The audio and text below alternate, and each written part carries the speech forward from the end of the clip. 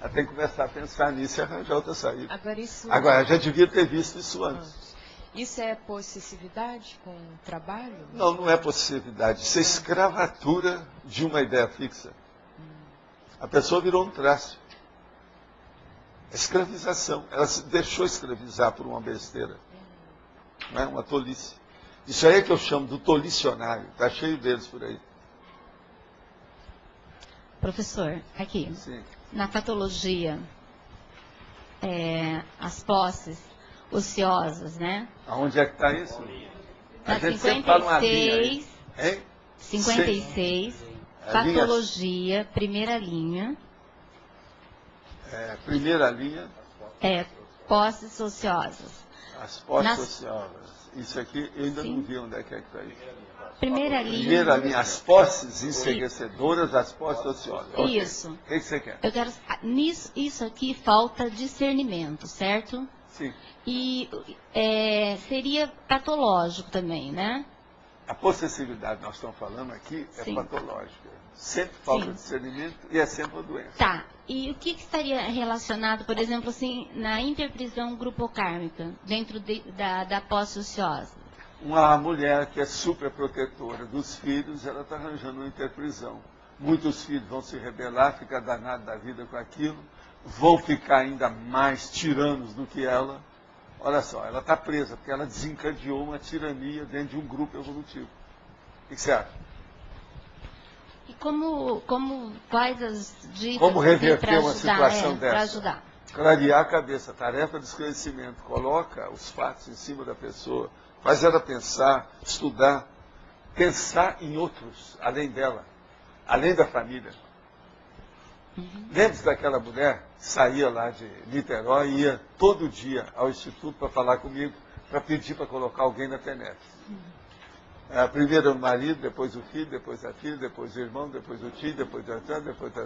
Então, lá, 2 meses depois que ela chegou com aquilo, falou assim, se você chegar amanhã com um pedido de um parente seu aqui, eu vou te cuspir no olho, para ver se acorda você, para ver se você enxerga alguma coisa. Ela caiu em si. Pense nos outros, a vida não é isso, a humanidade é grande. Você está muito preso ao processo. Outra coisa, a família dela, muito bem, todo mundo bem, cheio de dinheiro, tudo, gente da praia de Caraí. Entendeu? Certo, obrigada. Valdo, no livro Projeções da Consciência, você coloca em alguns capítulos que tinha uma ideia que estava, mais ou menos você coloca como se estivesse te assediando, que é aquela questão das lápides, que você foi em vários locais. Olha, qual é a base existe um amigo meu que ele foi considerado, uma certa época, até o intelectual do ano no Brasil. Agora, o que se passa? Um dia desse eu estava até na televisão, já velhinho. Esse eu trabalhei com eles, a gente tinha umas reuniões, de vez em quando, quase todo ano a gente encontrava. Ele virou para mim e falou assim, olha, eu não me interessava por nada que você escreveu. Um dia caiu na minha mão um negócio, eu fui ler e estava falando que você estava fora do corpo, quando vi uma luz em cima de umas lápis. A partir disso eu me interessei e fui ler o livro. Ficou meu amigo esse aí, por causa disso. Por causa das lápis do cemitério. Por quê? Aquelas pessoas eram pessoas boas. As lápis começaram a refletir aquela bondade através da energia, porque muita gente pensando bem da pessoa, tudo que diz respeito a ela não está lá mais, só tem aquelas pedras lá, as pedras começam a reter energia. É energia gravitante positiva. Mas você coloca no livro que fora as lápides, essa ideia das esculturas, elas estavam te levando em vários locais. Você foi para a África, você foi para... Por causa do processo de energia gravitante, e que aquilo estava a sintonia da situação. Porque eu começava a fazer a evocação daquilo e levava para o lugar. E que era uma evocação inconsciente, você colocou. Até um certo ponto. Mas depois eu vi que era Sim. tudo... Eu estava sendo marionetado pelos amparadores. Ou seja, para estabelecer contato, que aquele povo todo tinha razão de ser e contato um com o outro. A turma da África, os caras da lápide, o outro que estava aqui, o outro que estava lá. então aquilo não tem... Tudo era uma coisa só. Aquilo, porque você... Tudo era burrice minha, que eu não vi o alcance do negócio. Ou seja... E outra coisa, na projeção, às vezes, é muito difícil você ter uma cosvisão instantânea. Isso é só com o tempo, tem que pensar muito. Porque é uma condição muito assim, difícil, esquerda, como a gente fala. Você está fora do seu corpo, numa posição inferior, perante a situação toda. É uma dificuldade você manter, ao mesmo tempo que você fazer assistência, você manter a lucidez. Então, passou o problema. Por isso que eu escrevi o livro em primeiro lugar, para mostrar as dificuldades das coisas. Mas eu só quis entender por que naquela vez no livro você colocou como sendo essa interpretação de ser uma auto-obcecação, uma auto que estava... Por que você fez essa interpretação? Mas olha, tem certas coisas que são obcecação, sim. Às vezes, por exemplo, a autorretrocognição, ela às vezes te leva a obcecações, obsessões. Você fica com aquela ideia fixa. Às vezes tem isso, nos estudos tudo tem isso. Você tem que ter desconfiômetro dessa história toda. Um dia desse também eu falei aqui, a Laura até se assustou. Eu falei assim, eu às vezes tenho uma certa compulsão para alguma coisa. Quem é que não tem? Agora, por exemplo, uma compulsão que eu tenho, já expliquei aqui. Eu estava andando na esteira aeróbica, então lá pela Santa eu estou me sentindo tão bem, que eu acho besta aquele negócio de eu andar e não ter um resultado. Então, de vez em quando eu quero parar. Você está entendendo? É uma compulsão. Isso afetou meu sistema nervoso, neurológico. Você entendeu? Uhum. Agora, eu, às vezes, preciso de pensar comigo. Não, eu tenho que andar. Então, ó, Valdo, seja automático durante a temporada, sem um relógio. Não tem nenhum resultado.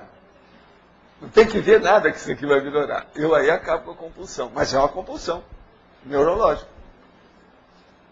Já teve dia que eu falei assim, não, eu vou parar, que é besteira. Tá andando, estou me sentindo muito bem demais. Tá? Mas ainda não tinha o tanto que eu queria andar. Então esse negócio de você estabelecer matematicamente o que você precisa para o corpo, a sua consciência às vezes corrige isso. Às vezes é mais do que aquilo, às vezes é menos do que aquilo. Então estabelecer uma coisa muito matemática para as nossas coisas biológicas, esse negócio então aí ó, é um fato.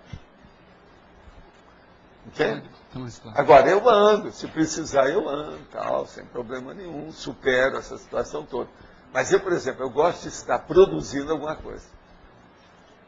Agora, então eu tenho que arranjar alguma coisa, que eu estou andando na esteira, mas já resolvendo um problema, uma equação, arranjando mais ideia a respeito de alguma coisa. É tanto que eu tenho sempre coisa para anotar junto, aquela coisa. Agora, eu andar de só pro forma, mecanicamente, eu virei vegetal, não dá. Tem alguma coisa dentro de mim que não dá. Eu já criei um estado de consciência tal, que isso não dá. Então, é como se eu tivesse um desconfiômetro dentro de mim, muito rigoroso, para assim, ó, para com isso, é a compulsão. Para com isso, que não está rendendo nada, isso é bobagem, está perdendo tempo. Entendeu o que estou falando? Agora veja, é uma compulsão.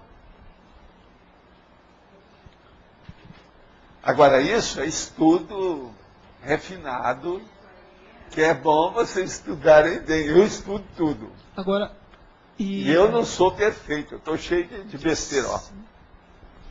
Tem. Como você disse mesmo, todo mundo tem. Eu só estou querendo entender esses aspectos psicológicos. Tipo, por exemplo, quando é que o momento que você perde alguém e aquele choro, ele deixa de ser um choro de... ou esse choro é uma... Primeira coisa, você não perdeu ninguém. Mas você coloca... Não, isso é um modo de falar. Isso é expressão da semântica que eu coloquei ali. É igual eu aqui, por exemplo. Eu falo uma opção de coisa. Te vira, por exemplo. Isso está errado em português. Te e vira. Não está certo. Está vendo? Estuda a expressão. É o modo de expressão. Na hora que você vai escrever, você não vai pôr uma coisa dessa. A mesma coisa é o modo da gente tomar as considerações dos fatos. Você está entendendo? Depende do que é que você está fazendo. Qual a intenção? Vamos ver.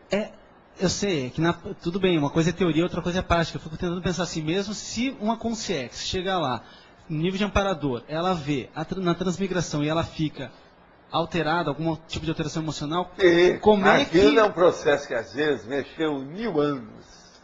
Foi o que aconteceu com o imperador. 1000 anos deve ter passado nele assim, naquela visão panorâmica do Bolzano. Não, tudo aquilo ele viu e dentro dele ele deve ter sentido fracassei. Entendeu? Agora veja, esse choro não leva a nada, né? Nesse caso não leva a nada. O que é que não pode acrescentar? Nada. Lágrima é uma beleza, para limpar o olho, quando entrou o cisco. Mas, agora tem mulher que sabe tirar partido. Uma mulher chorando é um negócio sério.